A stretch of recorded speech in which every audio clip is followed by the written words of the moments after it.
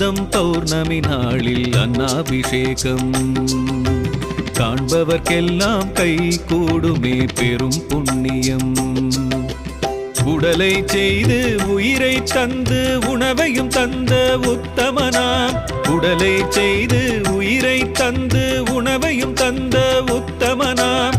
ஈசன் சர்வேசன் மகேசன் பரமேஸ்வரனுக்கு ஐப்பசி மாதம் பௌர்ணமி நாளில் அன்னாபிஷேகம் காண்பவர்க்கெல்லாம் கை கூடுமே பெரும் புண்ணியம்.